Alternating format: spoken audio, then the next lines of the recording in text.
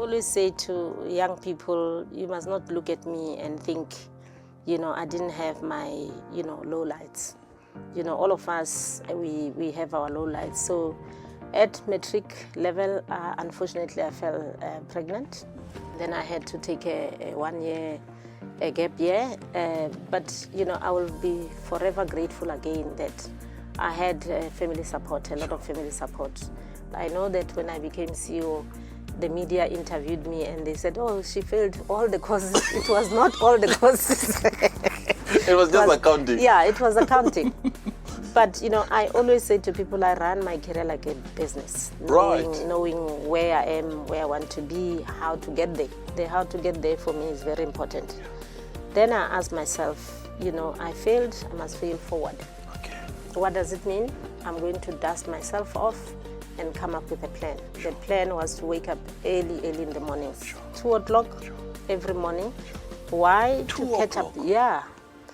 To catch up with, what I don't know. I'll go to class, they will teach whatever, but I will make sure that I revise everything that I have learned in class so that at least I get to a stage where I'm the same as, those who, who had done accounting from high school. Yes, exactly. So really, I saw myself passing everything. Lovely. And I passed my degree record time. Lovely. Honors record time. Lovely. Okay, from exactly. From I also had an opportunity to lecture accounting. Oh wow! At the university, because that time there was not a lot of lecturers. Yes. I became one of the part-time lecturers as well. Oh, talk about a turnaround.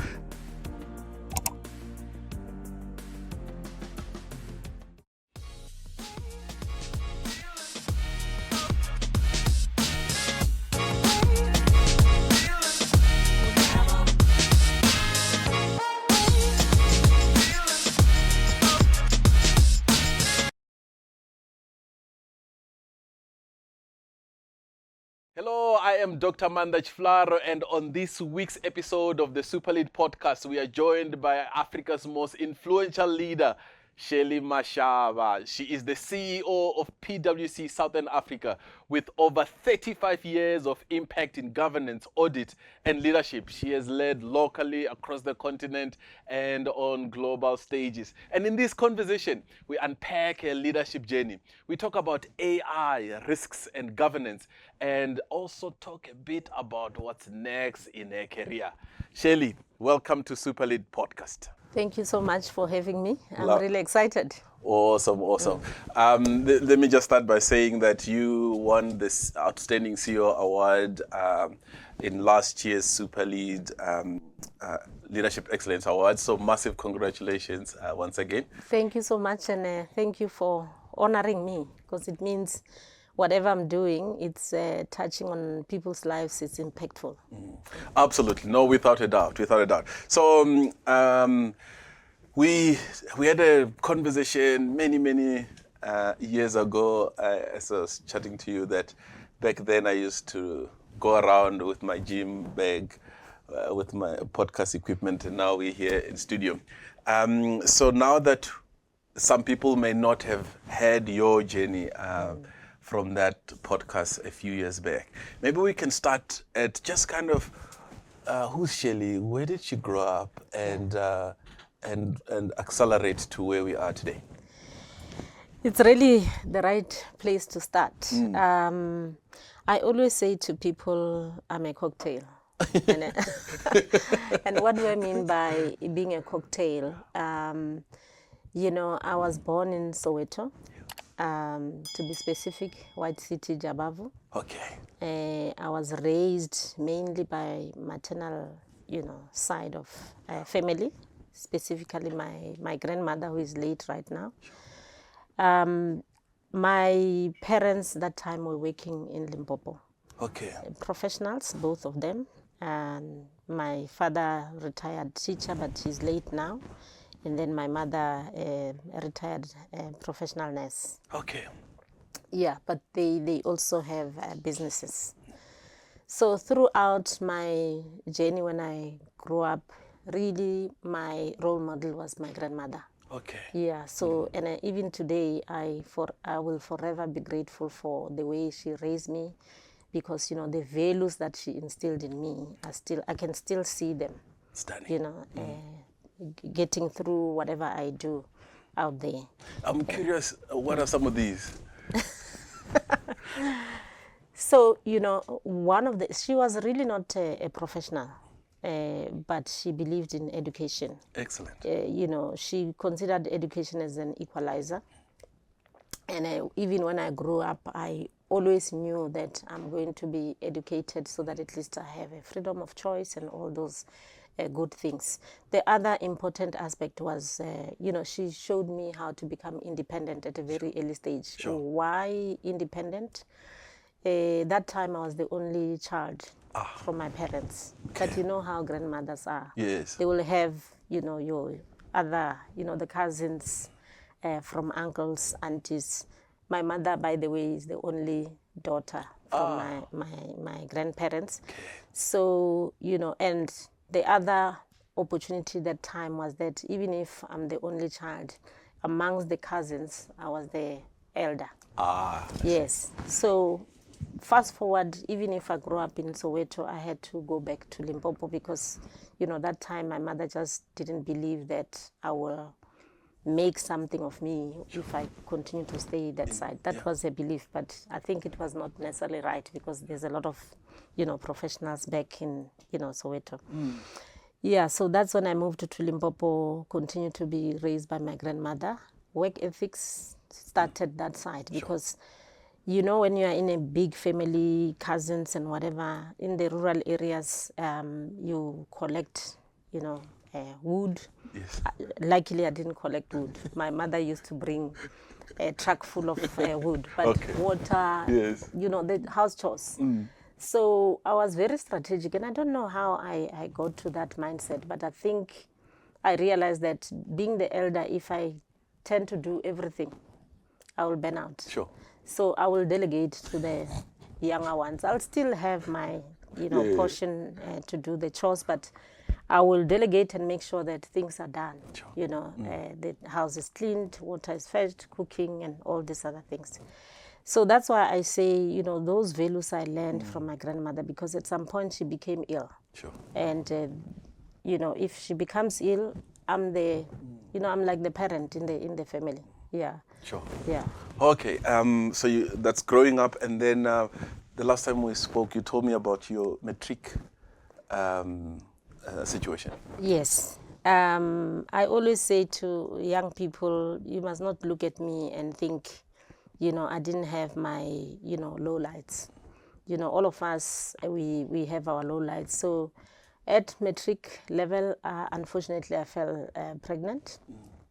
And then I had to take a 1 year gap year. But, I will be forever grateful again that I had family support, a lot of family support. While my mother was really angry, which is normal, she continued to support me. My grandmother continued to support me as well. The in-laws, because that time, you don't find this all the time, but the in-laws were very supportive. Sure. And they would want to really, strengthen the relationship. Lovely. But my mother that time indicated that, no, I'm still very young. So they had to, look after my son while I continue the next year with my education. Sure. That's how I ended up in University of Venda, which is the local university. So I forgot to indicate to you that during Matric, I already had a strategy that I want to be a medical doctor. Wow. Yeah. No. Okay. This other profession came later. Okay. So, and at that time, I also got a bursary to go to Medunsa. Right. But because of that break, I lost that bursary. Sure. So, and having that child really made me reflect. You say, where do I stand? Am I going to be disrupted from my vision of being educated? No. Sure. In fact, it encouraged me more to do more with my life. Sure. And I saw myself getting to the University of Venda. Now, I wanted to continue with my, mission of becoming a medical doctor. obviously because University of Venda was not providing medicine, I had to start with BSc. Okay. So, you know, those queues Yes. at the universities, when it's my turn, I asked, okay, I want to do BSc because I want to follow medicine. I was told, no, the threshold has, Sure. It's full. come to, it's full. Sure. Then my next question was, okay, what is next? All I know is that I want to be different. Wow. I don't want to do what my parents did, you know, being a normal teacher, normal nurse, whatever. I want to be different through education. Then when they looked at what I've done in Matric as my major subjects, they said, okay, maybe the next option will be, become accounting. Oh. I don't have a clue as to accounting. They said, no, you'll be fine. Unfortunately, first semester, it didn't go well. Sure. You know, with university life, there's freedom, your grandmother is not there, whatever. And coupled with this whole thing that accounting is really my first experience. Sure. I saw myself failing majority of the courses. I know that when I became CEO, the media interviewed me and they said, oh, she failed all the courses. It was not all the courses. It was just accounting. Yeah, it was accounting. But, you know, I always say to people, I run my career like a business, knowing where I am, where I want to be, how to get there. The how to get there for me is very important. Yeah. Then I asked myself, you know, I failed, I must fail forward. Okay. What does it mean? I'm going to dust myself off and come up with a plan. Sure. The plan was to wake up early in the mornings. Sure. 2 o'clock every morning. Sure. Why? To catch up. Yeah. To catch up with, what I don't know. You know, I'll go to class, they will teach whatever, but I will make sure that I revise everything that I've learned in class so that at least I get to a stage where I'm the same as, you know, those who, had done accounting from high school. Yes, exactly. So really, I saw myself passing everything. Lovely. And I passed my degree record time. Lovely. Honors record time. Lovely. Okay. From exactly. From and that, I also had an opportunity to lecture accounting. Oh wow. At the university, because that time there was not a lot of lecturers. Yes. I became one of the part-time lecturers as well. Oh, talk about a turnaround. And then and then work-wise, you. So that time, when I finished my degree, my very first part-time job was a teacher at a high school. There's a high school called, Mpempo High School. Yeah, yes. Mpempo High School. Yes. I taught business economics. Yeah, but it was for a very short time because I was just waiting for the normal, full-time employment. My very first full-time employment was at the Auditor General office in South Africa, in Venda. Okay. Yeah, it was before the Amalgamation. Yeah. Yeah, so I became the, assistant auditor there.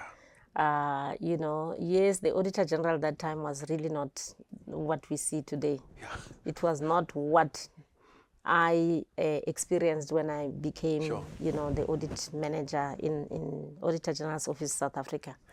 So yeah, it was tick box exercises, auditing expenses, income. Yeah. Now it's a bit more. Yeah, involved. But I must say the Auditor General really contributed to my career because that's when I started realizing that I need to follow the CA route. They had a scheme in partnership with the Auditor General of South Africa, where if you want to follow CA route, you serve articles with them for 1 year, and then 2 years with a reputable firm. I belonged to that scheme. Okay. Yeah, and unfortunately there was a selection process, but me being me, always hardworking, I met their requirements. Lovely. And then you joined, at some point you ended up at PwC.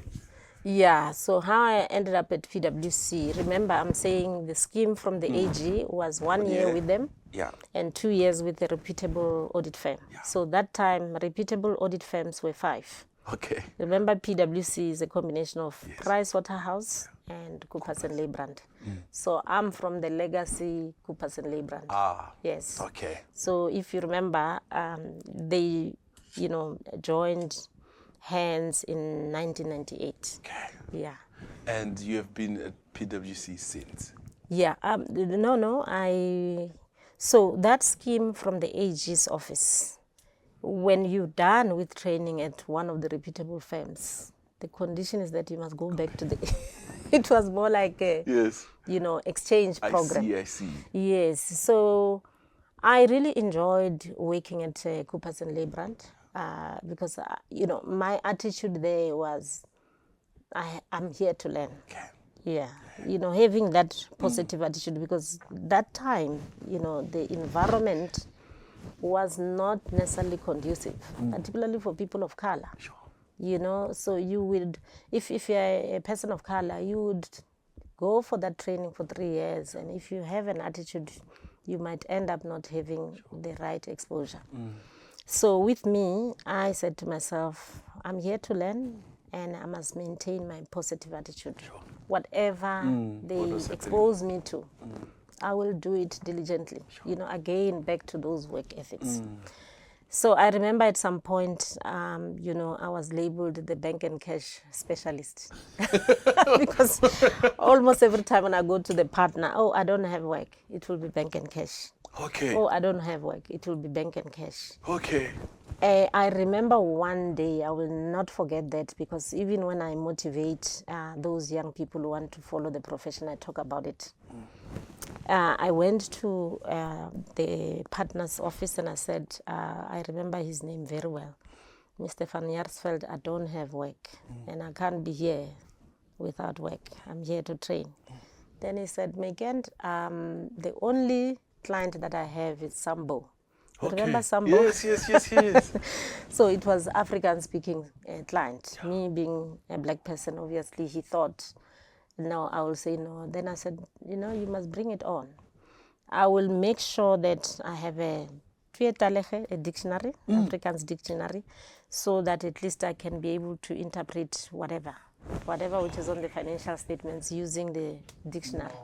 And that's how I did it. And he was ever since then, they started giving me a lot of work.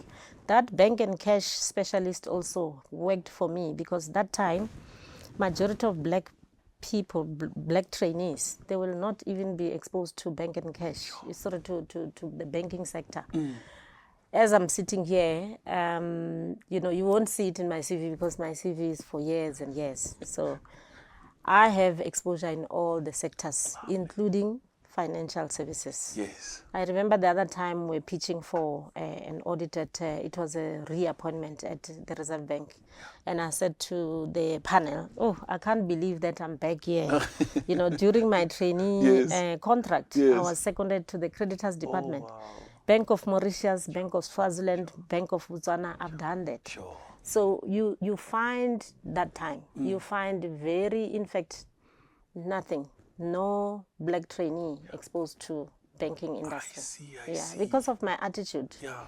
And I've learned so much during my articles. I remember so I had to finish the articles. Then the partner, really the intention was to retain me.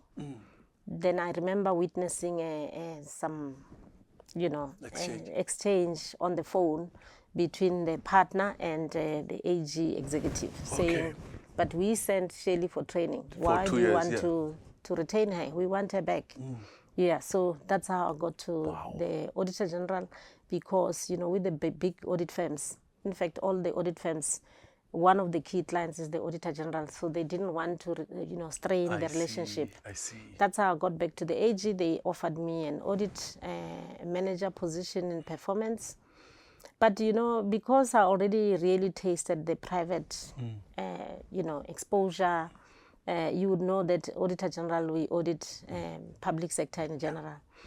I didn't really stay long. I think I stayed for 9 months. But I was again strategic to say, I'm not going to go back directly to the audit firm. I will have to get something somewhere. That's how I was appointed head of internal audit at the Department of Justice. I see. And that's when my specialization started and focused on governance, internal audit, and risk management. Yeah. The main, for me, I didn't really want to be a typical, auditor, just expressing opinions on the financial statements.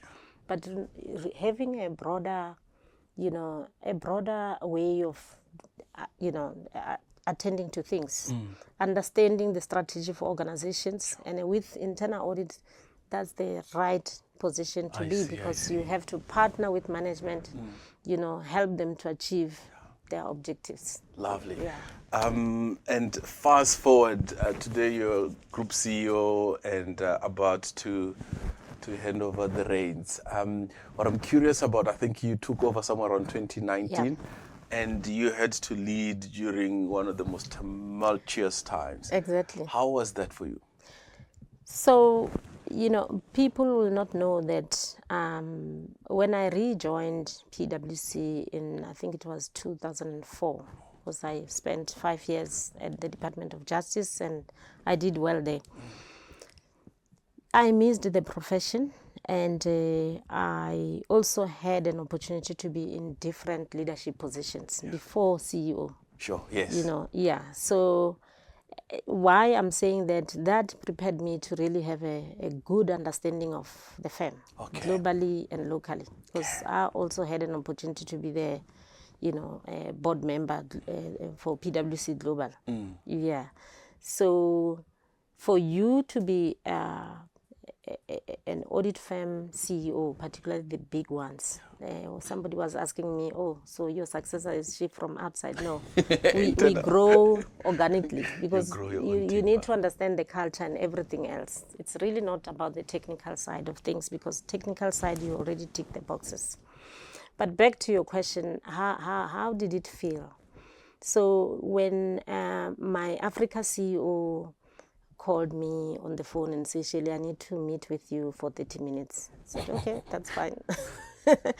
So I was coming from a client, and we're sitting like this. He said, no, for your information, I'm nominating you. You are nominated. And then there's a voting process. It's not automatic. I see. Yeah, I'm nominating you to be the CEO of PwC Southern Africa. It means you are, leading the whole SADC, which is the biggest of the whole of PwC Africa.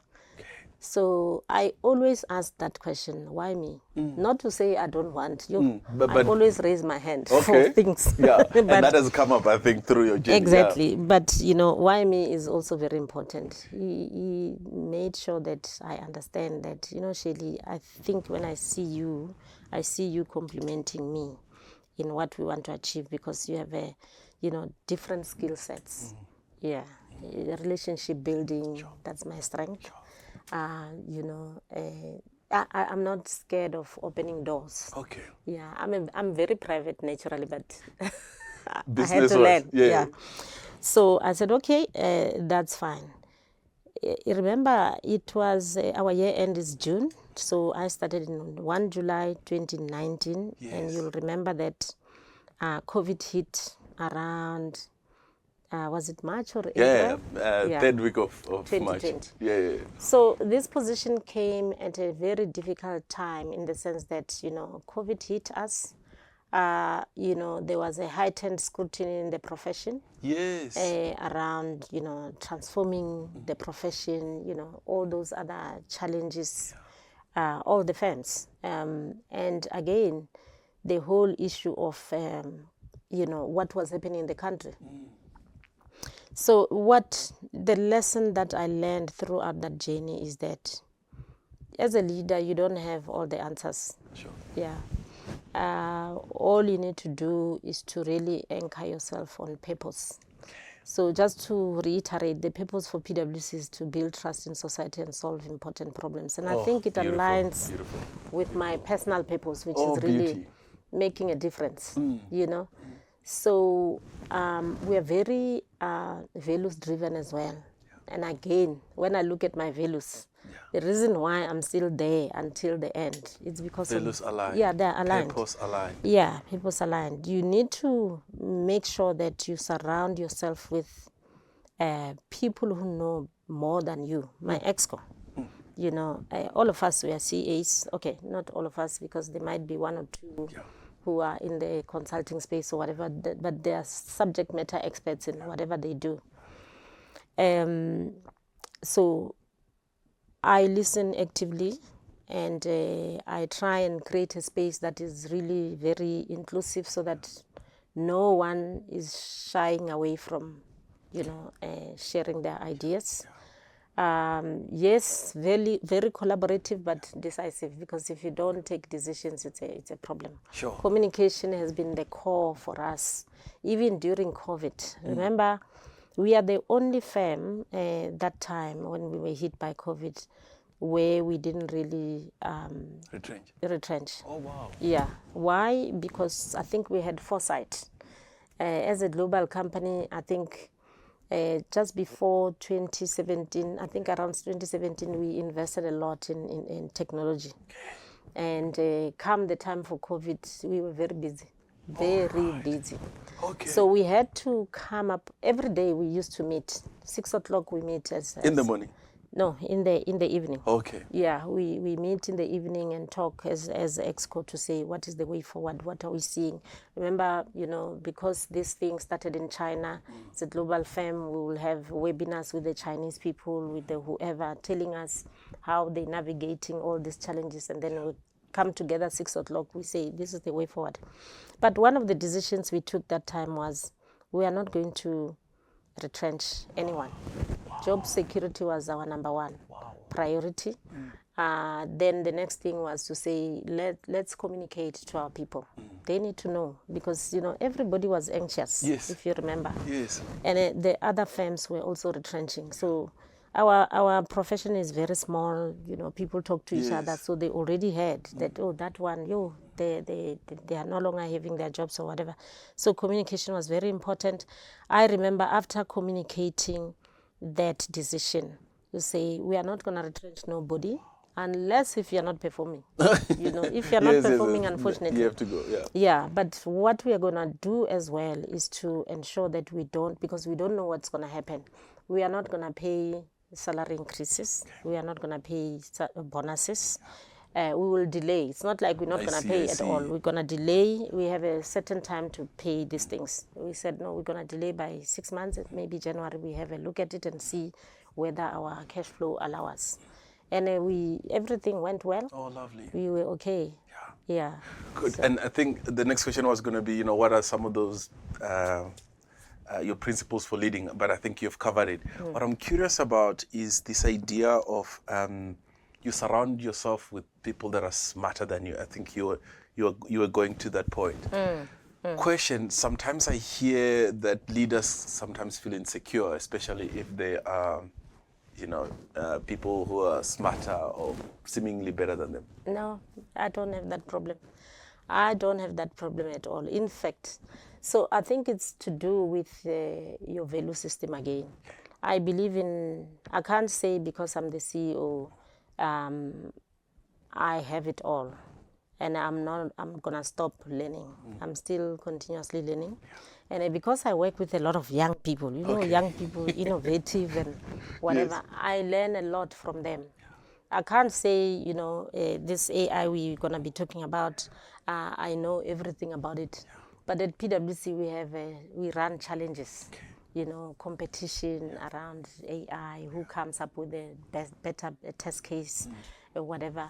So amongst my exco, there are young people. Okay. Very young people. Okay. It's a very diverse exco. Just say more. So, I was so surprised. Saturday we went to my boss's house because he was celebrating 50 years.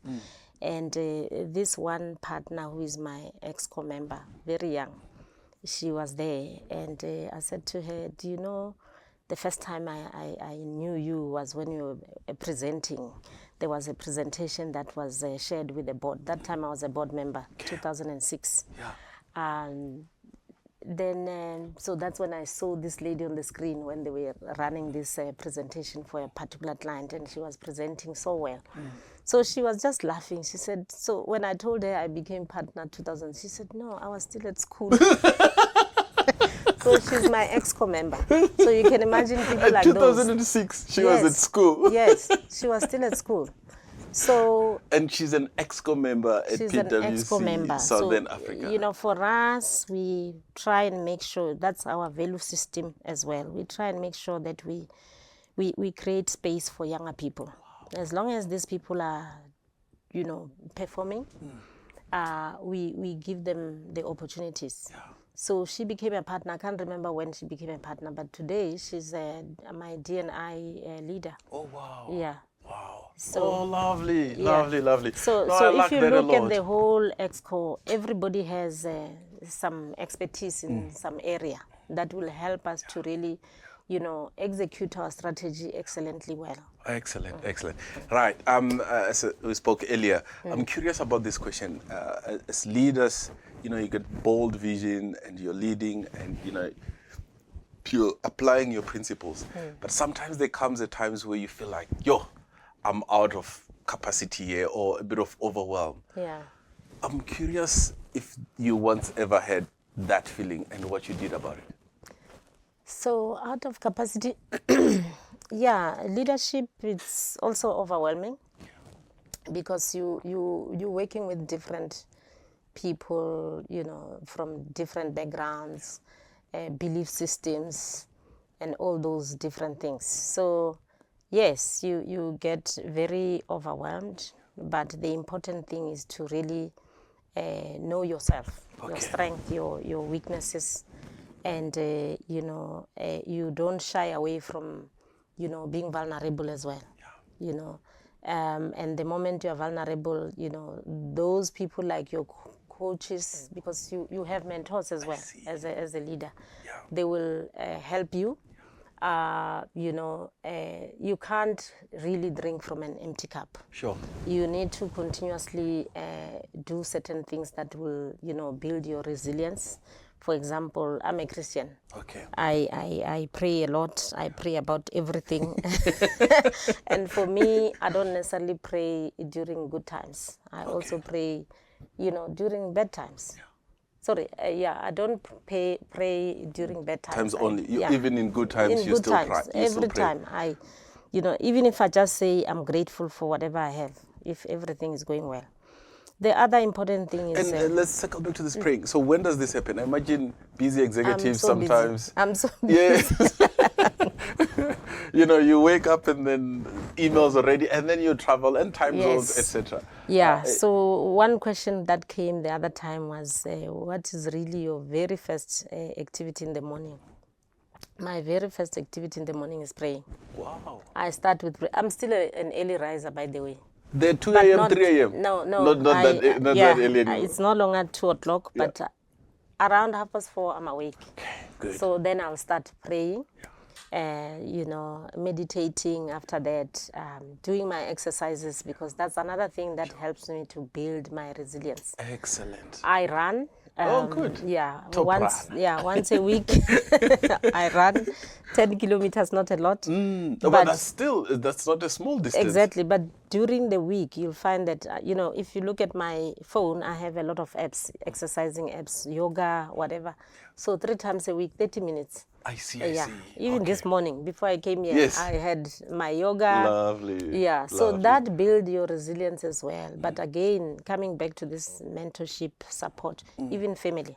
Okay. I remember very well during I told you the CEO position at PwC, and I think it's, if I'm not mistaken, other Big Four.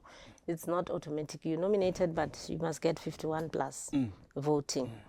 So that time it was very stressful. So my mother was really on a speed dial as well. I will be calling her. She's a praying warrior. Yes. She will say to me, don't worry, things will go well. She will pray for me and whatever. So support from the family side, support from the colleagues.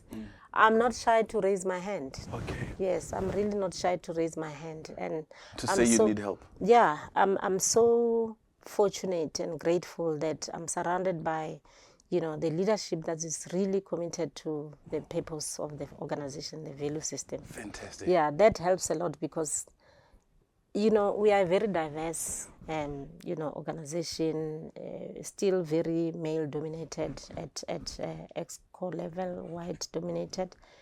But we help each other because they know that, the reputation of the firm is important. Sure. If something goes wrong with one of us, It's about the reputation of the firm. The entire firm. Exactly, exactly. We can fight about other things and whatever, but when it comes to implementing the strategy, make sure that, our people are happy, the firm is doing well, and we don't forget the communities. In fact, the communities, maybe I'll come back to that. It's more my leadership style. I don't believe that we must operate in a vacuum. We need to, bring along those who are disadvantaged. Yeah. Just say more about the community. So with the community, I remember when I became CEO, we had to go for a strategy session, and it's about putting together the strategy. One of the pillars that we came up with was societal purpose. Lovely. Yeah. So with societal purpose, I had to champion it because my Africa CEO realized that I'm very passionate with, this whole thing of really making a difference to people, to communities, and to clients. And some people were very reluctant to really buy into this strategy, to say, how are we going to measure ourselves? Remember, with all these high-performing organizations, it's about measurement. Yes. What gets measured gets done. Yeah. So they were asking, but how we must do away with this pillar of the strategy, because how we won't be able to measure it. Yeah. People were thinking it's the typical CSR. Okay. Yeah. So what did I do? I had to come up with a societal purpose strategy, which is talking to our, firm strategy. And, my very first point of reference was the SDGs. Oh, wow. Right. But I then said to myself, there's no way that we can be everywhere. We need to just focus on specific SDGs where we have the capabilities. And I consulted because it's a global firm, you have to consult with the other networks, specifically US, UK. But not forgetting that, with inequalities, it's different. That time, yes, I know Europe now, it's having its own challenges. US, we don't even want to talk about it. They have their own challenges. But that time, inequalities were very prominent in Africa. Yes. Yeah. And so there was that book. Yes. So we had to choose 7 of the SDGs. We are known for training, so quality education was one of them. Lovely. Addressing inequalities, climate change as well, for obvious reasons. Decent work and economic growth. Excellent. Was the other one. Good health and well-being. The other one was clean energy. That time, remember, we had a lot of problems around load shedding. Then the other one was really to do with women, gender equality.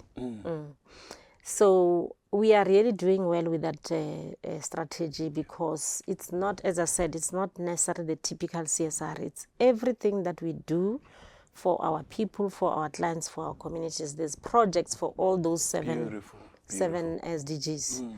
If you go to our website, there's a web page for societal purpose. You'll see a lot of projects, and it's for the whole of Africa, not only South Africa. There's a couple of projects that I'm really very proud of.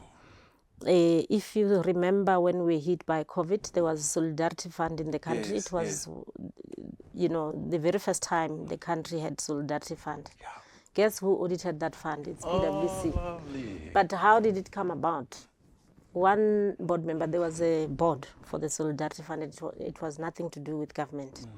So this other lady, Trifosa Ramano, she called me. She said, Shirley, I'm calling you because PwC is led by a female. I know females, they are hands-on, they empathetic and whatever. So, are you prepared to do pro bono audit? Sure. Without even consulting with my Africa CEO, I said, yes, of course, we'll do it.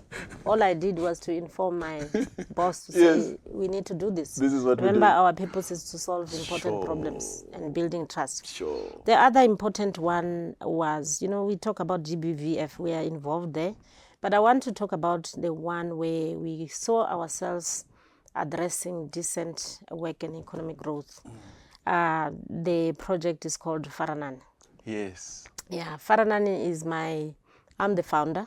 Okay. Yeah, so why did I really think of having Faranan within PwC? Again, it goes back to my purpose, making a difference. I realized that there's a lot of poverty, unemployment, inequalities then I said, I need to come up with a project which will make a difference. And why I chose, only training women from rural areas is because, my belief was that if you train a female, they're not going to think about buying expensive cars and those toys. They will think of putting the food on the table. Sure. Yeah, rural women. Why? Because, in urban areas, people are exposed to a lot of things. Yeah. But you will be surprised that, we do it across the 8 regions because I need to have coordinators in each and every region. Free State, we don't have because, our office, it's really people who I don't think they will understand what we are trying to do. They also do some projects, but not Faranan. Okay. To date, I think we have managed to train, we're getting to 5,000 now. Wow. And these people... They're trained on? What are they being trained on? They're trained on how to put together a business plan. Because, you can't get funding from any financing house, banks or whatever, if you don't know how to put together a business plan. Sure. They are trained on financial management in general, because if you are running a business, you need to know those things. Customer service, marketing your product, costing as well. Sure. For free? For free. Oh, yeah, PwC sponsors. We don't train ourselves. We have an organization that is associated to PwC. They train these women.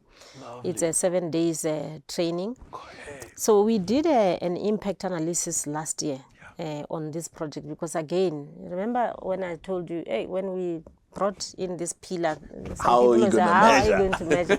I said, just leave it to me.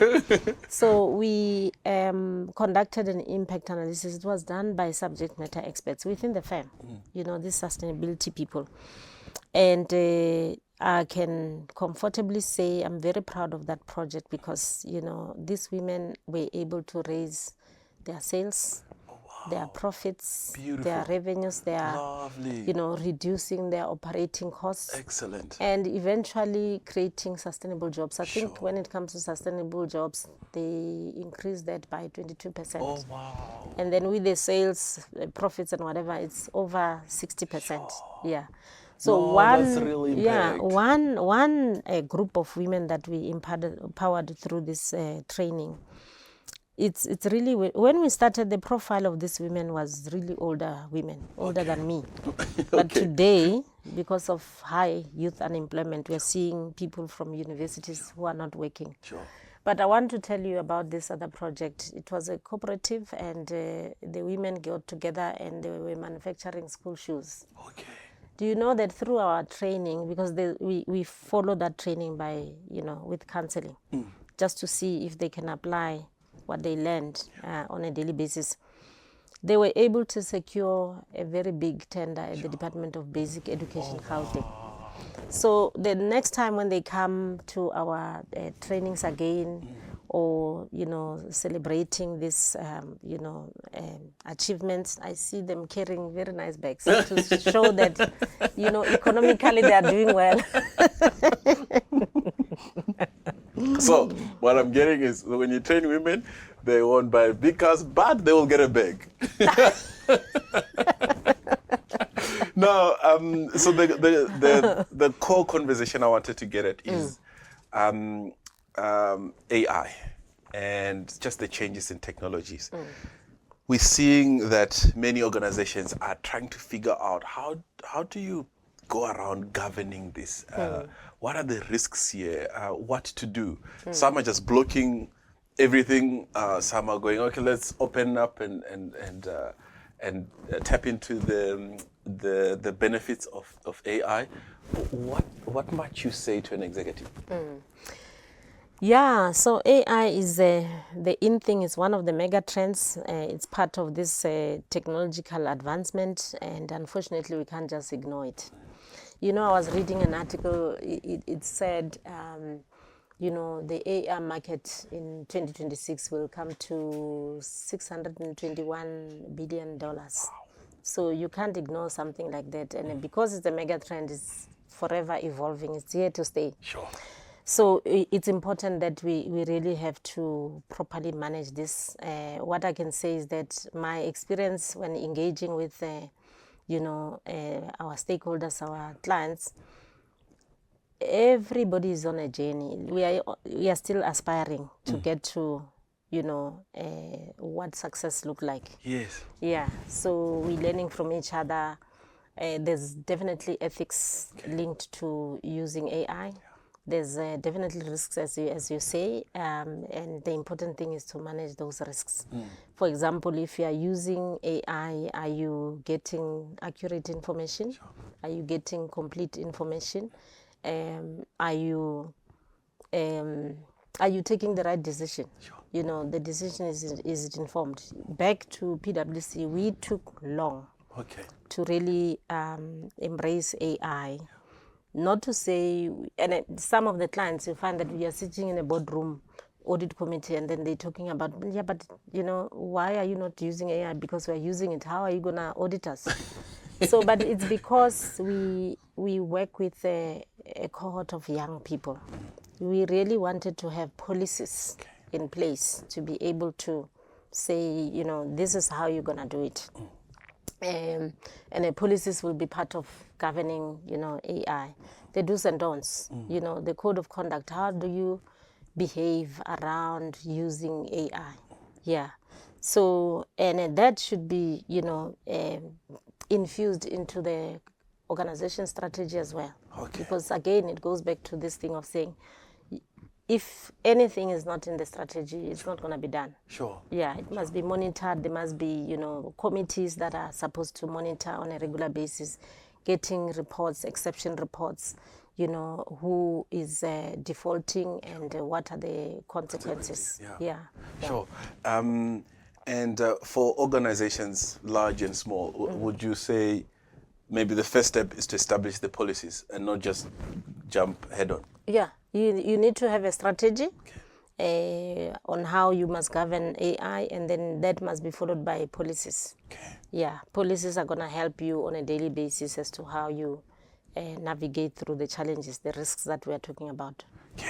And fast forward with the same AI, do you think we will need our profession, this professional services, accounting, audit, consulting? Definitely, yes. I know that, there's I came across this other article which was talking about the professions that are going to be affected by AI. Auditing is one of them, medical people, almost everybody. Yes. But, that's why when I mentor young people in our profession and even outside, I always say to them, you must not try and be a subject matter expert only. You need to be all-rounded. I see. Yes. I see. So if you're all-rounded, right now, I can audit culture. Culture, do you use AI? So there will be jobs. So maybe let me start by saying, yes, AI will take a lot of jobs, but it's jobs for those who don't embrace AI. I see. If you don't embrace AI, obviously you'll remain irrelevant in future. But if you embrace AI, make sure that you learn. I have a young one, he's studying law. And, he did some technology, whatever courses way back, but I can see that he's fizzling out from this thing. And I say to him, because he's dead, my son. My son he's an IT engineer. Every time when I ask him an IT-related question, he said, no, but ask Sheldon. I said, no. So do you know that lawyers are going to be very involved and very busy with AI? Why? Because we are starting to see organizations being sued for using AI in a wrong manner. That's where governance come in as well. So everybody will be affected by AI, but the important thing is to embrace it, keep on learning, so that at least you know what other jobs are going to be emerging. Besides, AI. Talking about jobs emerging. You are handing over the reins, and I'm curious what emerges as your next role. Last week I was addressing the audience during the budget breakfast for PwC, and my very first opening remarks, because she was in the audience, I had to recognize her and tell them, I'm, closing the curtains here. I said, I'm retiring from PwC, not from the profession. Okay. So what does it mean? I will still be very involved in the profession. Lovely. Remember when we started this conversation, I kept on saying education is an equalizer. I see myself, giving back at universities, but not necessarily undergraduate. I see myself, working with business schools. Okay. There's the best one in the country. Is it? In the continent. Yeah, partnering with those, because I believe that, my journey resonates very well with a lot of young people, just to give them that confidence that it can be done. The other thing, I'm a governance person, as you know. I will be taking on some, board roles. Of course. But I said to you, I run my career like a business. Okay. I thought through this. I'm not going to be everywhere. Okay. Specific sectors, Sure. Specific number. Sure. Because I don't believe in, for me, less is more. Okay. Yeah. I've seen people who are sitting on boards who are everywhere, and sometimes they are not even prepared. I like showing up in a diligent and professional manner. Beautiful. Yeah. The other last one, the last time I told you I'm writing a book. Yes. It's with the publishers now. Oh, good. Yeah. So why I'm going to focus on business schools, that book for me, it's for everyone, but specifically those who are still finding themselves, whether they are following a particular career, undergraduate. Yeah, they will learn a lot from that. Love, and then when you do the launch, we come back here and we unpack the book, please. Exactly. Oh, lovely. We ask our guests to just these last two questions. One is to give our listeners any challenge, and two is to recommend a book. Wow. So the book that I will recommend, really, I'm not biased because the author is a chartered accountant. The very first chartered accountant in the country. Yes, I see it coming. Professor Wiseman, Kutu, A Life of Purpose.